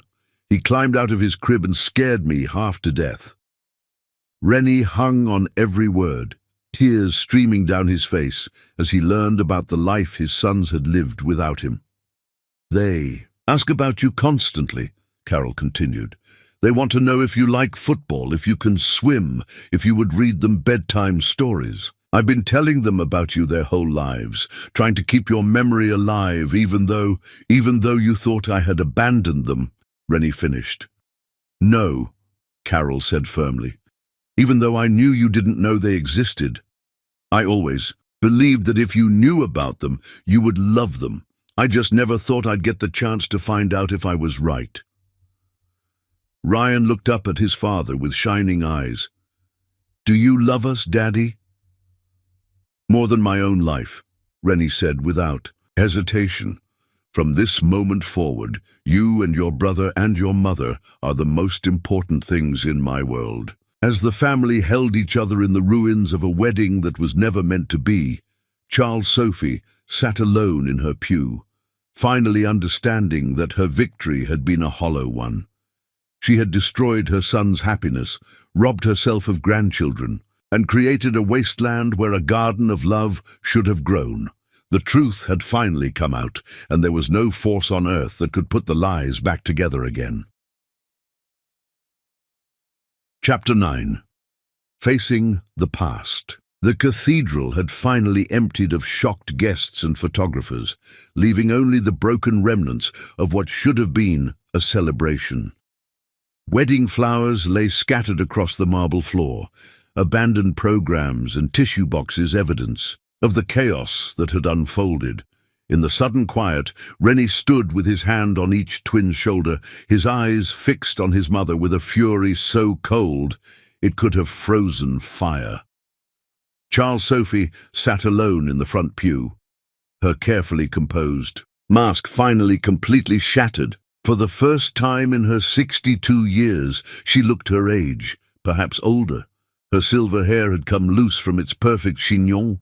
Her makeup was smeared, and her hands shook as she clutched her purse like a shield. Get them out of here, Rennie said quietly to Carol, his voice deadly calm. Take the boys somewhere safe. What I have to say to my mother isn't fit for children's ears. Carol's protective instincts flared immediately. She had spent 8 years shielding her sons from pain, and the last thing she wanted was for them to witness their father's rage, justified though it might be. Come on, my darlings, she said gently, taking their hands. Let's wait outside while Daddy talks to his mother. But we just found him, Riley protested, his small fingers tightening around Rennie's. What if he disappears again? The innocent fear in his son's voice nearly broke Rennie's heart all over again. He knelt down to look both boys in the eyes, his voice gentle despite the rage burning in his chest. I will never disappear again, he promised solemnly. No matter what happens, no matter what anyone says or does, I will always be your father. Do you understand me? Both boys nodded, though Ryan's expression remained worried. You promise? I promise on my life, Rennie said, pressing a kiss to each of their foreheads. Now go with your mother. I'll find you in a few minutes, and then we're going to talk about everything, about your life in Australia, about what you like to do, about how we can be a family. Carol led the boys toward the cathedral doors, but not before shooting a warning. Glance at Rennie. Her message was clear. Whatever he said to his mother, the boys' well-being came first. They had already been through enough trauma for one day. When the massive doors closed behind them, Rennie turned back to face the woman who had destroyed everything he had ever loved. The silence stretched between them, heavy with 8 years of lies and manipulation and pain. Well, Rennie said finally, his voice echoing in the empty cathedral, aren't you going to congratulate me on finding my sons? Aren't you going to express your joy at discovering you have 2 grandchildren you've never met? Charles Sophie's hands trembled harder, but when she lifted her chin, her eyes still held traces of the cold determination that had driven her to such desperate measures. They're not your sons, she said quietly. Not really. Children need stable homes, proper upbringings. Look what she's done. Raised them on the other side of the world, filled their heads with fantasies about a father who didn't even know they existed. The words were so breathtakingly cruel, so completely devoid of any recognition of her own role in creating this situation, that Rennie could only stare at her in shock. "They are my sons," he said slowly, dangerously. "They have my eyes, my smile, my blood running through their veins, and the only reason I didn't know they existed is because of you.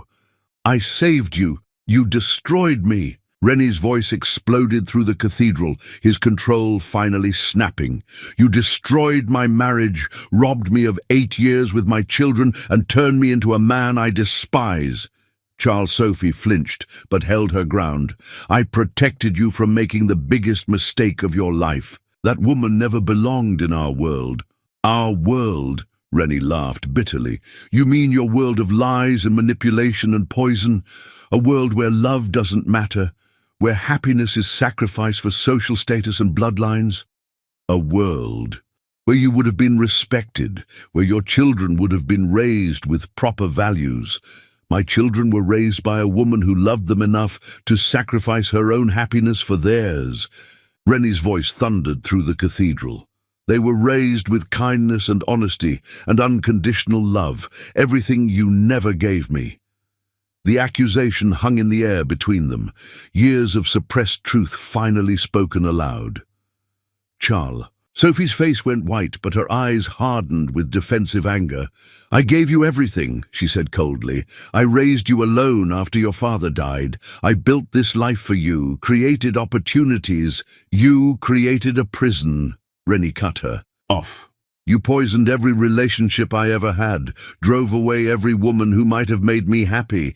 And when I finally found someone who loved me for who I really was, you destroyed that too. She wasn't right for you.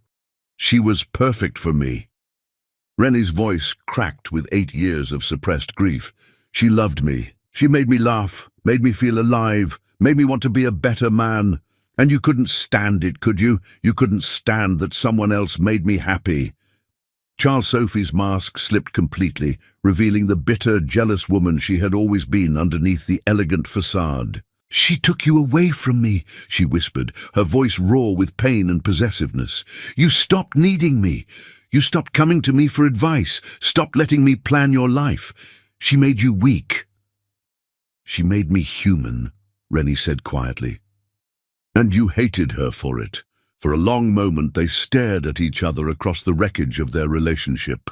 Then Charles Sophie straightened, gathering the last remnants of her dignity around her like armor. "Fine," she said coldly. "Go back to her. Ruin your life chasing after a fantasy. But don't come crying to me when it all falls apart again. It won't fall apart," Rennie said with quiet certainty. "Because this time I know the truth. I know what you are, what you've always been. And I'm done letting you poison my life." He turned toward the cathedral doors, then paused without looking back. "Don't contact me again," he said simply. "Don't call, don't write, don't show up at my office or my home. As far as I'm concerned, I no longer have a mother." The words hit Charles Sophie like physical blows, and for the first time real fear crept into her eyes. "Rennie, you can't mean that. I'm your family." "My family is waiting for me outside," Rennie said. "Carol and Ryan and Riley, the family you stole from me 8 years ago." He walked away without another word, leaving Charles Sophie alone in the empty cathedral with the consequences of her choices. Outside, Rennie found Carol sitting on the cathedral steps with the twins, their small heads leaning against her shoulders, as she pointed out various architectural details of the building. They looked so peaceful, so complete as a unit, that for a moment Rennie wondered if he had any right to disrupt the life they had built without him. Carol looked up as he approached, her eyes searching his face for signs of the confrontation that had just taken place. "Is everything all right?" she asked quietly. "It will be," Rennie said, settling on the step beside them. "Eventually." Ryan and Riley immediately scooted closer to their father, their natural affection breaking through any lingering awkwardness. "Daddy," Riley said seriously, "can we go get ice cream?" Mommy always says ice cream makes everything better. The simple request, so normal and childlike after the emotional devastation of the afternoon, made Rennie smile for the first time since Carol had walked back into his life. "I think ice cream sounds perfect," he said, looking at Carol hopefully, "if it's all right with your mother." Carol studied his face, seeing the exhaustion and pain, but also something else. A hope that hadn't been there 8 years ago, a determination to do better this time. "Ice cream sounds nice," she said carefully, "but Rennie, we need to talk, really talk, about what this means, about what happens next." "I know," he said quietly, "and I know I have no right to expect anything from you. I know I hurt you in ways I can't even comprehend, and I know trust isn't something that can be rebuilt overnight." Carol's eyes filled with tears at the simple acknowledgement of her pain. 8 years of raising their children alone, 8 years of bedtime stories about princes who lost their way, 8 years of wondering if she had made the right choice in leaving instead of fighting for their marriage. "You did hurt me," she said softly, "more than I ever thought it was possible to hurt, and I'm terrified of letting you hurt our boys the way you hurt me." The honesty was brutal but necessary, and Rennie accepted it without defensiveness. "I understand," he said. "All I'm asking for is a chance to prove that I'm not the man I was 8 years ago, that I can be the father they deserve and maybe someday earn your forgiveness."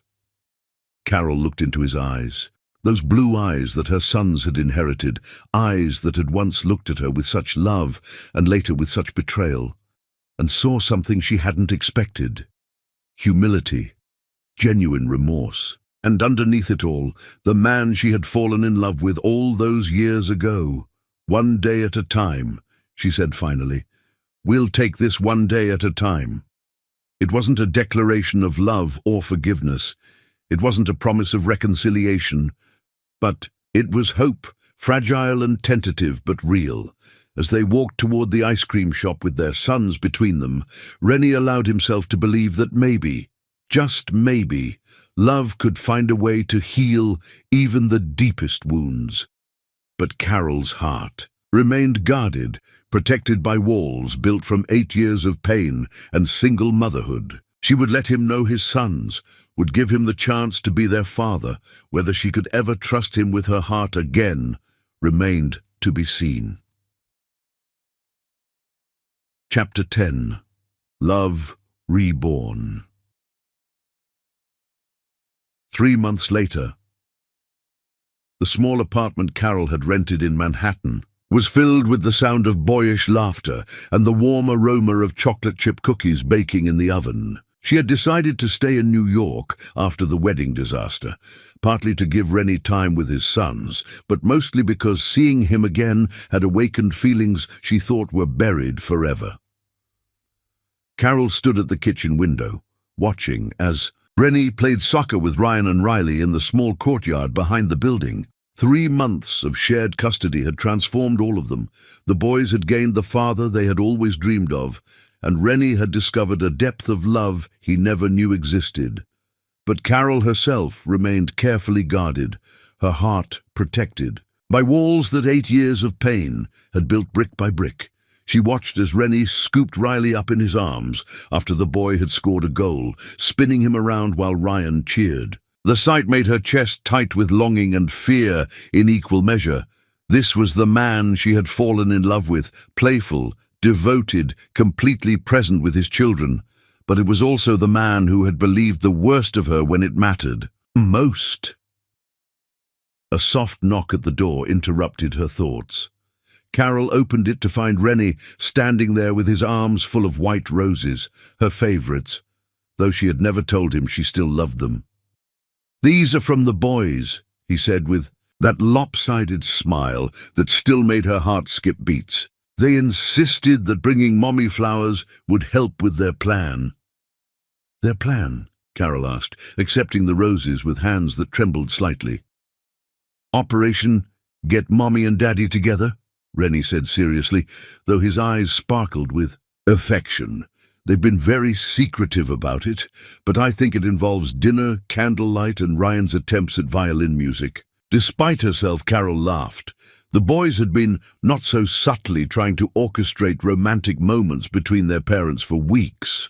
Everything from accidentally locking them in the supply closet at Ryan's school to insisting that family movie nights required cuddling on the couch.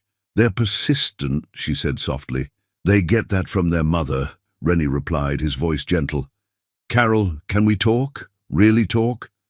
Over the past 3 months, Rennie had been the perfect gentleman, respectful of her boundaries, patient with her hesitation, never pushing for more than she was willing to give. But she could see in his eyes that his patience was born of desperation, not indifference. He was a man fighting for his life, for his family, for the love he had thrown away 8 years ago. Carol nodded, leading him to the small balcony overlooking the courtyard where the boys were now drawing pictures with sidewalk chalk. They sat side by side on the wrought-iron chairs, the evening air warm around them. "I remember everything," Rennie said quietly, his eyes fixed on their sons below. "I remember how you hummed while you cooked. Always slightly off-key, but it was the most beautiful sound in the world to me. I remember how you laughed at old movies, even when you'd seen them a dozen times. I remember the way you picked roses from our garden every morning and put them in that blue vase on the kitchen table." Carol's breath caught.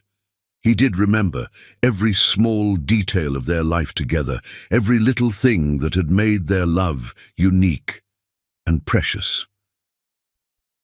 "I remember how you looked at me," Rennie continued, his voice growing rough with emotion. "Like I was everything good in your world, like I was worthy of the love you gave me so freely." "You were," Carol whispered, tears starting to fall. "You were everything to me, and I threw it away." Rennie turned to face her fully, his blue eyes bright with unshed tears. "I threw away the most precious thing I've ever had because I let fear and doubt poison my mind, because I chose to believe lies instead of trusting in the love we had built together." "Rennie, no, let me finish, please." He reached for her hands, and this time she didn't pull away. "I know I don't deserve another chance. I know I hurt you in ways that can't be undone. But Carol, I love you. I have loved you every single day for the past 8 years, even when I was too proud and too blind to admit it. You and our boys are my entire world, and I will spend the rest of my life proving that to you, if you'll let me." Before Carol could respond, the sound of angry voices from the building's entrance drew their attention. Charles Sophie North was arguing with the doorman, her voice sharp with entitlement and fury. "I don't care what she told you," Charles Sophie was saying. "I am Mrs. North, and I demand to see my son immediately." Carol felt her blood run cold. In the 3 months since the cathedral disaster, Charles Sophie had made several attempts to contact Rennie, all of which he had firmly rebuffed. But this was the first time she had come to Carol's apartment, and her presence felt like a dark cloud threatening to destroy the fragile peace they had been building.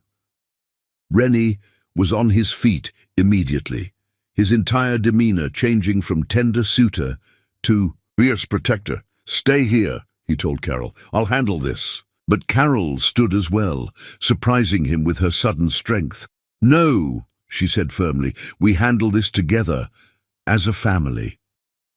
They made their way downstairs to find Charles Sophie in the lobby, her face twisted with the same bitter fury that had driven her to destroy their marriage 8 years ago. She looked older, more fragile than Carol remembered, but her eyes still burned with malevolent determination. "There you are," Charles Sophie said to Rennie, completely ignoring Carol's presence. "I've been trying to reach you for months. This nonsense has gone on long enough." "It's not nonsense," Rennie said coldly. "It's my life, my family." "Your family is with me," Charles Sophie snapped. "Not with this woman who poisoned you against your own mother." Carol felt the familiar twist of pain at the cruel words, but this time she didn't shrink away. This time she had something to fight for, not just herself, but her sons and the family they were slowly rebuilding. I never said a word against. You to Rennie, Carol said quietly. Your own actions destroyed your relationship with your son. Charles Sophie's face contorted with rage. You destroyed everything.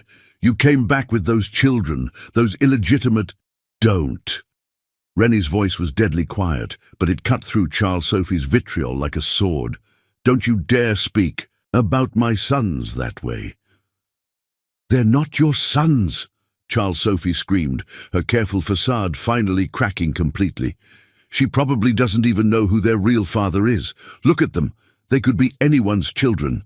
The words hung in the air like a poison cloud, and for a moment Carol felt the old doubts creeping in. Would Rennie believe her?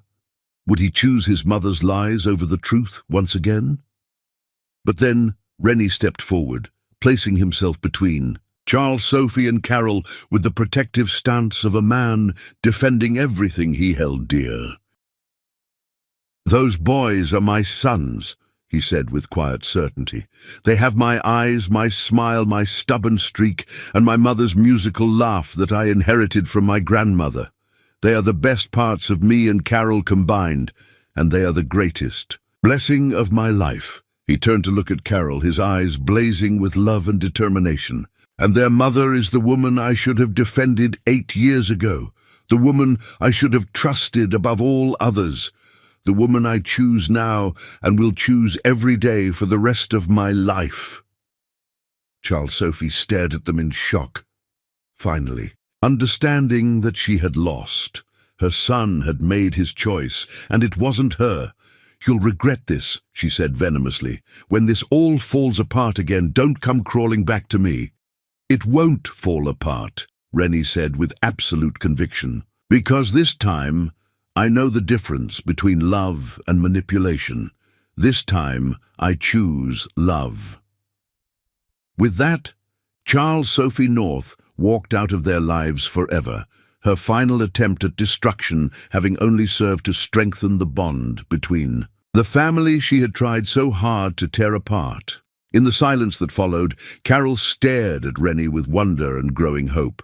He had chosen her, publicly, definitively, without hesitation or doubt. He had chosen their family over the woman who had raised him, chosen love over fear, chosen truth over lies. Carol, Rennie said softly, reaching for her hands. I know I have no right to ask this. I know I don't deserve it, but will you marry me? Again? Will you let me be your husband and our boy's father, officially and forever? Carol looked into his eyes, those blue eyes that had once looked at her with such love, then such betrayal, and now such fierce devotion, and felt the last of her walls crumble. Yes, she whispered, and then louder, with joy bubbling up from the depths of her soul. Yes!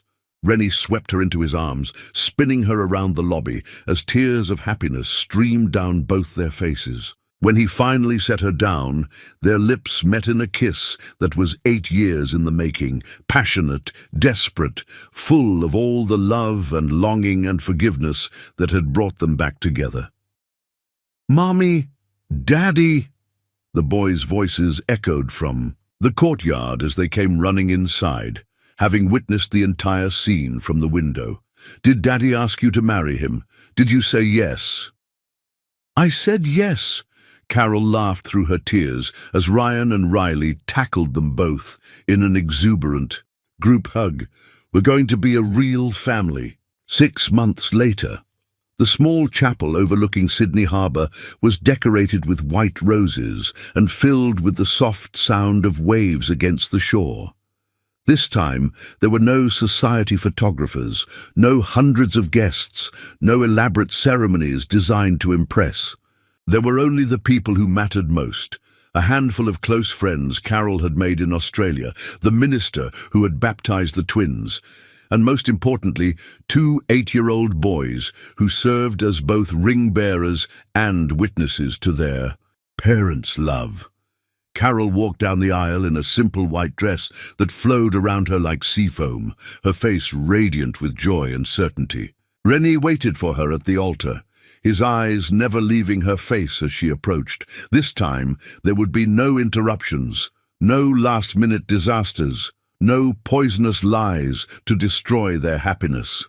"Dearly beloved," the minister began, but Ryan interrupted with the serious tone of a child performing an important duty. "Before you start," he said loudly, "we want to say something." Riley nodded solemnly and stepped forward. "Mommy and Daddy, we're really happy you're getting married. We've been waiting our whole lives for this." "We promise to be the best sons ever," Ryan added, "and we promise to help you remember how much you love each other every single day." There wasn't a dry eye in the small chapel as Rennie and Carol exchanged vows they had written themselves, promises of trust, of faith, of love that would endure any storm. When they kissed as husband and wife for the second time in their lives, the sound of their sons cheering mixed with the crash of waves against the shore. As the sun set over Sydney Harbour, painting the sky in shades of gold and crimson, the North family, complete at last, danced on the beach to the music of Ryan's violin and Riley's joyous laughter. Their love story, tested by fire and strengthened by loss, had finally found its happy ending. And in that moment, surrounded by the laughter of their children and the promise of all the tomorrows they would share, Rennie and Carol knew that fairy tales do come true. Sometimes they just take longer than expected, and they're always more beautiful for having survived the darkness that tried to destroy them.